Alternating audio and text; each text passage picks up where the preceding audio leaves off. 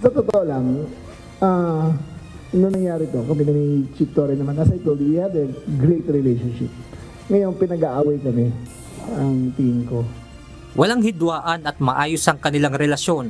Ito ang tiniyak ni Department of the Interior and Local Government Secretary John Vic Remulla sa gitna ng mga balita na may hindi sila pagkakaunawaan ni dating Philippine National Police Chief Nicolas Torre III. Ayon kay Secretary Remulla, pawang misinformation lamang ang mga nakasaad sa social media na tila daan upang pag-awayin sila ng dating PNP Chief. Dagdag pa ng kalihim, hindi totoong usapin na kaya ito naalis bilang PNP Chief ay dahil sa hindi inaprobahang 80,000 pieces ng baril na planong bilhin para sa pambansang pulisya.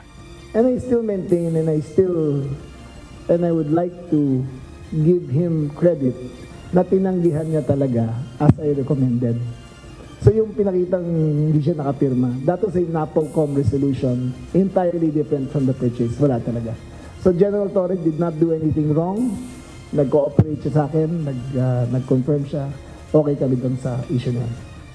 Sa katunayan, noon pa man ay pinaalalahanan pa ni Remulla si Torre na pag-aralan at maging maingat dahil sa congressional insert patungkol sa bagong armas.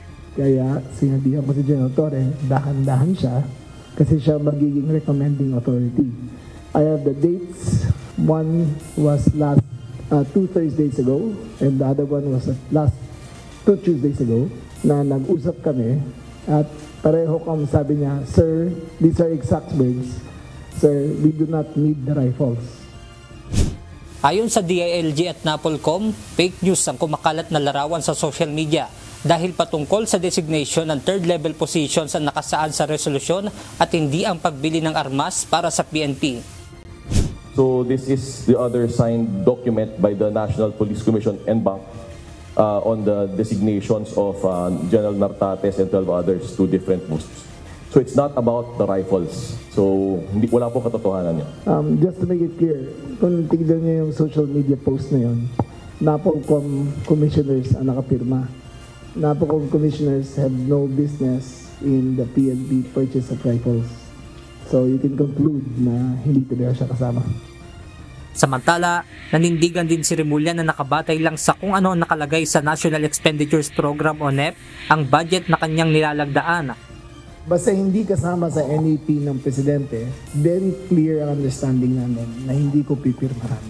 So lahat ng mga insertions na nilalagay sa department ko ay from the very start na naging secretary ko, hindi ko talaga tinatanggap. Insertion basta insertion red flag para sa akin. Para sa akin basta insertion yan, red flag para sa akin.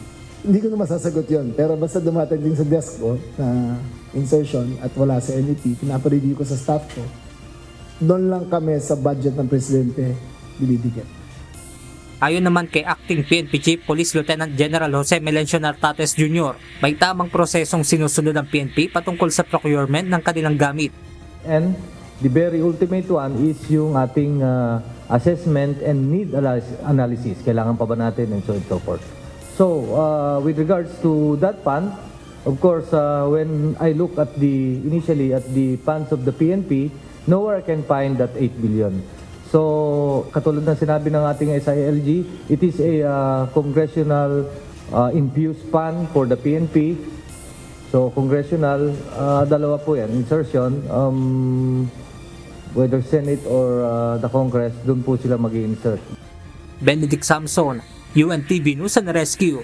Diyos ang aming sandigan, serbisyo publiko ang aming pinahahalagahan.